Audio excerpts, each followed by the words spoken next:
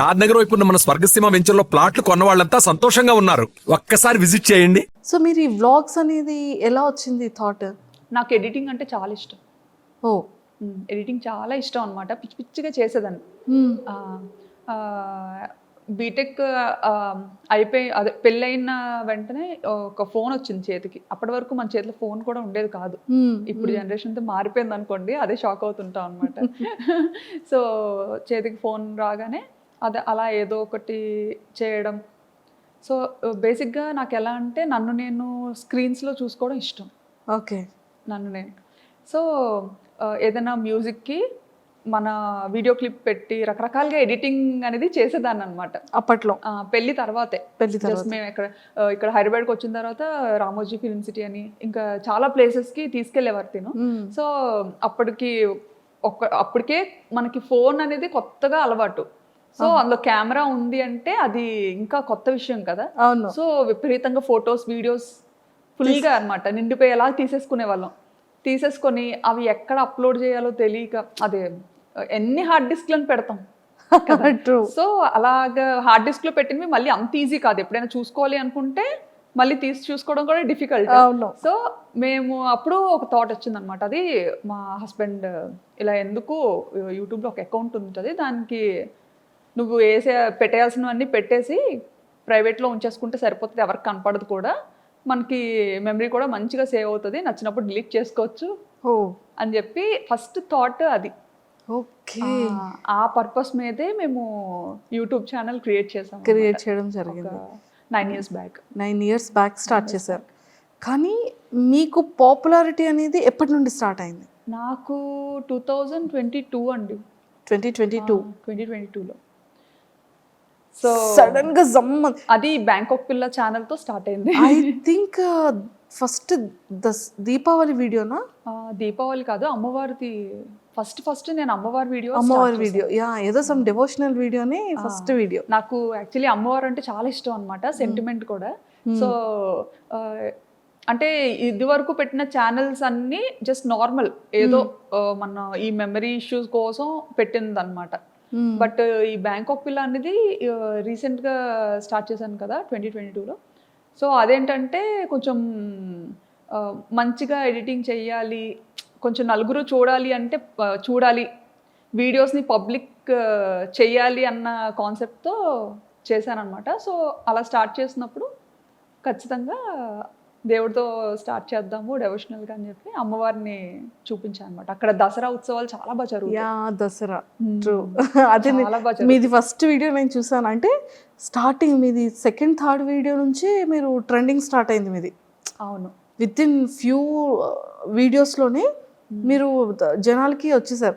అసలు దీన్ని ప్రీవియస్ ఏంటేంటి వీడియోస్ చేశారు అని చూస్తే ఫస్ట్ది ఐ థింక్ దీపావళి అనుకున్నా. అసలు మీకు బ్యాంకాక్ పిల్లగానే నేను తెలుసు, కానీ అంతకు ముందు నేను స్టైలిష్ తింగర్ బుచ్చి. ఓ స్టైలిష్ తింగర్ బుచ్చి మీరేనా? నేనే. ఓకే, అది కూడా ఫాలో. ఓ ట్రూ కరెక్ట్. సో అది కరెక్ట్గా ఈ బ్యాంకాక్ పిల్ల కన్నా ముందు స్టార్ట్ చేశాను అనమాట, స్టైలిష్ తింగర్ బుచ్చి అని చేశాను. కానీ అది చాలా కష్టపడ్డా, దానికి చాలా ఖర్చు పెట్టించా మా హస్బెండ్తో. అయ్యయ్యో, చాలా ఖర్చు పెట్టించా. ఇంకా అది కూడా మా ఫ్రెండ్స్ అండ్ ఇంట్లో ఫ్యామిలీ మెంబర్స్ వాళ్ళు చెప్తేనే అది కూడా చేశారు. యుఎస్లో ఒక వదిన ఉంటారనమాట, వర్మగారు వాళ్ళ చిన్న సిస్టర్. సో ఆవిడ ఒకసారి వస్తూ రిపీట్గా చూస్తూ ఉంటారు కదా, మనం పెట్టిన వీడియోస్ ఏంటంటే అన్లిస్టెడ్లో పెట్టి జస్ట్ మనకి ఇష్టమైన వాళ్ళకి షేర్ చేస్తేనే వాళ్ళే చూడగలుగుతారు, ఇంకెవరు చూడలేరు. సో అలా షేర్ చేస్తున్న టైంలో వదిన ఇండియా వచ్చినప్పుడు శ్రావణి నీకు యూట్యూబ్ రెవెన్యూ జనరేట్ అవుతుందా అన్నట్టుగా అడిగారు అనమాట. ఓకే. అడిగితే రెవెన్యూ ఏంటి అని, మామూలుగా యూట్యూబ్ అనేది యుఎస్ బేస్డ్ కంపెనీ. సో ఇలా యూజువల్గా యూట్యూబ్ అందరూ ఇలా ఇందుకే కదా చేస్తారు, నీకు జనరేట్ అవ్వట్లేదా, నువ్వు మామూలుగా అలా ట్రై చేస్తున్నావేమో అనుకున్నాను అని అన్నారు అనమాట. అంటే ఏమో నాకు అంత ఐడియా లేదు. ఆయన ఎందుకు ఎప్పుడు ప్రైవేట్లో ఉంచుతావు వీడియోస్, ఎవరికి కనిపించకుండా పబ్లిక్ చేయొచ్చు కదా, బాగుంటాయి, ఎందుకంటే చాలా కష్టపడి ఎడిటింగ్ చేస్తుంటావు, సో పబ్లిక్ చెయ్యు, అందరూ చూస్తారు, బాగుంటుంది, నిజంగా ఇది ఒక మంచి ప్లాట్ఫామ్. ప్లాట్ఫామ్ డెవలప్ అవ్వడానికి అన్నట్టుగా చెప్పారనమాట. అప్పుడు అంత పట్టించుకోలేదు ఆవిడ చెప్పేటప్పుడు, కానీ ఆ తర్వాత ఆలోచించా అనమాట. వదిన ఇలా ఎందుకు చెప్పారు, పోనీ చూద్దాము అన్నట్టుగా. ఈయన కూడా అది సీరియస్గా తీసుకున్నారనమాట. ఓహో యూట్యూబ్లో ఎంత ఉంటుందా, ఓహో ఇలా పబ్లిక్ చేయొచ్చా, భయం ఉండదా అని. అప్పుడు అంటే చాలా రెస్ట్రిక్టెడ్గా ఉంటాం కదా, yes, yes. అత్తగారు మామగారు ఏమనుకుంటారు, మమ్మీ డాడీ ఏమనుకుంటారు. అవును. సో అలాంటి ఫ్యామిలీ నుండి వచ్చాను కాబట్టి కొంచెం ఆ ఇంటెన్షనల్ కూడా ఉంటుంది. సో వచ్చిన ఆవిడ చెప్పినా సరే అప్పుడు వెంటనే అంత సీరియస్గా తీసుకోలేదు. అవునా ఉంది అవునా ఉంది అని అన్నాను, కానీ మళ్ళీ ప్రైవేట్లోనే పెట్టేదాన్ని. ప్రైవేట్లో పెట్టా. చాలా కష్టపడి ఎడిట్ చేసిన సరే ప్రైవేట్లోనే పెట్టుకొని నాకు నేనే చూసుకొని ఈజీగా, అంటే మనము వేరే కంట్రీలో ఉన్నప్పుడు స్టేటస్ ఎక్కువసేపు పెట్టలేము. అప్పుడు స్టేటస్ ఆప్షన్ ఉందో లేదో కూడా తెలియదు. వీడియోని డైరెక్ట్గా చాట్లో షేర్ చేయాలన్నా పెద్ద పెద్ద వీడియోస్ ఉండేవి, షేర్ చేయడం కష్టమయ్యేది అనమాట. అవును అవును. సో ఇది బాగా ఈజీ అనిపించేది మమ్మీ డాడీకి. అంటే మేము ఉన్న ప్రతి మూమెంట్ని మంచిగా క్యాప్చర్ చేసి మన పేరెంట్స్కి చూపించాం. మెయిన్ ఏంటంటే అసలు మా మమ్మీ డాడీ బయటకు అసలు ఈయన వెళ్తారు అంటే నన్ను ఇచ్చి పెళ్లి చేయకపోనేమో. ఫస్ట్ నుంచి అనుకునేవారు అమ్మాయి ఎప్పుడు మనకి దగ్గరలోనే ఉండాలి, బయటికి అసలు ఎప్పుడు పంపొద్దు అని. ఓ మై గాడ్, అలాంటిది పాపం అది ఎలా ఫీల్ అయ్యారు? అంటే లైక్ ఇంత లాంగ్ రావడం, సో అది మమ్మీ వాళ్ళకి తెలిసిన తర్వాత మమ్మీ డాడీ రియాక్షన్ ఏంటి?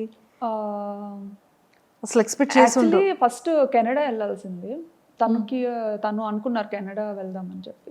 కెనడా అదే టైంలో తైవాన్ నుండి వచ్చింది ఆపర్చునిటీ దానికి, అండ్ సింగపూర్, తర్వాత థాయిలాండ్. ఓకే. సో ఇవన్నీ ఇంకా పెద్దోళ్ళకి చెప్పినప్పుడు వీళ్ళు అన్నారనమాట, అంత దూరం ఎందుకు, దగ్గరగా ఉండేది చూసుకోండి అనేసి. దగ్గరగా ఉన్న అలా అయితేనే పంపించగలుగుతాము, లేకపోతే కష్టం అని చెప్పి. సో ఇంకా అవన్నీ ఆపుకొని ఇంకా అన్నీ చూసుకున్నారు, ఏ ప్లేసెస్ బాగుంటాయి, ఎక్కడ లైఫ్ స్టైల్ బాగుంటుంది అనేది కొంచెం ఆయన అంతా చూసుకున్నారు అనమాట. నాకైతే అసలు ఏం లేదులేండి. బ్యాంకాక్ అంటే బ్యాంకాక్ ఏదో మూవీలో చూసాను, అదేనా మీరు కూడా? అంతే, ఏదో మూవీలో చూసాను బ్యాంకాక్ అంటే ఓకే ఓకే మంచిదేనా వెళ్ళొచ్చా అని. వెళ్ళొచ్చా అంటే ఇంకా ఈయన అదేం కాదులే వెళ్ళి చూద్దాం, బాగుంటే ఉండొచ్చు లేదంటే రిటర్న్ అయిపోవచ్చు అని చెప్పి, సో ఆ థాట్ మీద థాయిలాండ్కి ఫిక్స్ అయ్యామన్నమాట. ఫిక్స్ అయ్యారు. నిజంగానే 9 years బ్యాక్ అంటే హైదరాబాద్ అంటే ఓకే, జస్ట్ 1 day 12 hours-లో వెళ్ళిపోవచ్చు, ఫ్లైట్ అయితే 1 hour-లో వెళ్ళిపోవచ్చు. ఓకే. కానీ బ్యాంకాక్ అనగానే కొన్ని అవర్స్ జర్నీ ఉంటుంది, అండ్ ఫ్రీక్వెంట్గా రావడానికి అవ్వదు, ఎప్పుడు కావాలంటే అప్పుడు కాల్ చేయడానికి ఆ నెంబర్స్ వేరుంటాయి. సో అప్పటి వరకు పేరెంట్స్ దగ్గర ఉన్న శ్రావణి గారు సడన్గా అంత లాంగ్ అనగానే మీ రియాక్షన్ ఏంటి, పేరెంట్స్ రియాక్షన్ ఏంటి? నేను అనుకున్నాను యాక్చువల్లీ వెళ్తే ఉండగలనా లేదా అని, బట్ ఈయనకి ఏంటంటే అది ఒక డ్రీమ్ అనమాట, అబ్రాడ్ వెళ్ళాలని ఒక డ్రీమ్. సో ఆపర్చునిటీ వచ్చింది, మన వల్ల ఎందుకు అది పోవాలి, సో తను ఇష్టపడుతున్నారు కదా పోనీ ట్రై చేద్దాం, డాడీ వాళ్ళకి నెమ్మదిగా చెప్పచ్చు అనేసి ఇంకా మమ్మీ డాడీతో మాట్లాడి చూస్తాం డాడీ, అదే అక్కడేం పర్మనెంట్ కాదు, జస్ట్ వర్క్ మీద వెళ్తున్నాము, మనకు నచ్చితే ఉంటాము లేదంటే మళ్ళీ మన ఊరికే వచ్చేస్తాము అన్నట్టుగా చెప్పామన్నమాట. ఓకే. ఇప్పటికైనా అంతేలేండి, ఎప్పటికైనా ఇక్కడికే వచ్చేయాలని, అవును అవును, ఇండియాలోనే సెటిల్ అవ్వాలని. సూపర్. సో అలా ఒప్పించి పేరెంట్స్ని వెళ్ళాం. అలా వెళ్ళడం జరిగింది. సో అక్కడికి వెళ్ళిన తర్వాత మీరు కన్సీవ్ అయ్యారా? లేదండి, ఇక్కడ హైదరాబాద్ పుట్టిన తర్వాత ఆ ఆపర్చునిటీ వచ్చింది దీనికి. పాప 5th month తెలిసింది, పాప 8th month ఈయన ఫస్ట్ వెళ్ళిపోయారనమాట. ఓకే. నేను ఫస్ట్ వెళ్ళి అన్నీ మంచిగా సెట్ చేసి అంతా చూసుకొని అప్పుడు మీకు చెప్తాను, ఈలోపు వీసా పనులు కూడా అవుతుంటాయి కదా, అది చేసుకొని మీరు స్టార్ట్ అవ్వండి అని చెప్పి ఈయన ఫస్ట్ వెళ్ళిపోయారు ఒక ముందు. అక్టోబర్లో వెళ్ళిపోయారు. అక్టోబర్. నేను కరెక్ట్గా పాపకి 9 months అనుకుంటాను, నవంబర్లో నేను వెళ్ళాను అనమాట. నేను ఒక్కదాని పాపతో. ఆయన ఏంటంటే వెళ్ళిన తర్వాత మళ్ళీ రిటర్న్ అవ్వకూడదు అంత వేగంగా. సో నేను ఒక్క పాప 9 months బేబీని తీసుకొని ఫస్ట్ టైము అసలు ఏం ప్యాక్ చేసుకోవాలో తెలీదు, ఎలా ప్యాక్ చేసుకోవాలో తెలీదు, అంత లగేజ్, చిన్నపిల్లతో కదా, సో ఏం క్యారీ చేయాలో అసలు ఎయిర్పోర్ట్లో చాలా రెస్ట్రిక్షన్స్ ఉంటాయి. ట్రూ. అసలు అప్పట్లో అయితే ఎయిర్పోర్ట్లో చెకింగ్స్ ఉండేవి, అమ్మో టూ మచ్ అసలు. నేనేంటంటే అసలు అంటే ఆయన కూడా వెళ్ళి 1 month అయింది కదా, సో అక్కడ అన్ని రకాలు దొరుకుతాయా దొరకదా అది అసలు ఏమి ఐడియా లేదనమాట తనకు కూడా. ఇప్పుడంటే చాలా ఆప్షన్స్ వచ్చాయి, కానీ అప్పుడంటే ఇండియన్ గ్రాసరీస్ తెచ్చుకోవడానికి కూడా చాలా లాంగ్ వెళ్ళాలి. అది కూడా చాలా తర్వాత తెలిసింది మాకు. ఓకే. కానీ నిజంగా అది ఎలా ఎలా వెళ్ళగలిగారు? అది పాపతోనా? పాపతో అలాగే అప్పట్లో డైరెక్ట్ ఫ్లైట్ లేదు, కనెక్టింగ్. మనం వయా కోల్కతా అయినా లేకపోతే ముంబై, చెన్నై ఇలా అన్నమాట కనెక్టింగ్. సో అలా ఫస్ట్ టైం పాపని తీసుకొని కనెక్టింగ్ ఫ్లైట్ తీసుకొని వెళ్ళాను. ఓ మై గాడ్, అసలు చాలా గ్రేటెస్ట్. అసలు ఎలా అంటే చుక్కలు చూసా అనమాట ఆ ఫస్ట్ ప్రయాణంలో. పాపని హోల్డ్ చేయాలి, హ్యాండ్ లగేజ్ పట్టుకోవాలి. సో అంతవరకు ఏంటి, మనం ఇండియాలో ఉండేటప్పుడు మనం అంత పట్టుకొని తిరిగేది ఎప్పుడు ఉండదు బయట యూజువల్గా. ఎందుకంటే మన పక్కన పేరెంట్స్ ఉంటారు, ఒకరు కాకపోతే ఒకరైనా కాసేపు ఎత్తుకోవడం అన్నీ అనమాట. అప్పటి వరకు ఉయ్యాల్లో ఉండే పాపని ఎత్తుకొని తీసుకెళ్ళి, అంటే అది చాలా మంచిగా చబ్బీగా ఉండేది అనమాట. నేను చూస్తే ఎలా ఉండేదని అంటే ఉప్పు అంటే ఎగిరిపోయేలా ఉండేది. అయ్యో, ఇప్పుడంటే కొంచెం బండ్ అయ్యాను. ఏం అవ్వలేదండి బాబు. అలా ఉండేదాన్ని అనమాట. So handle చేయలేకపోయేదాన్ని.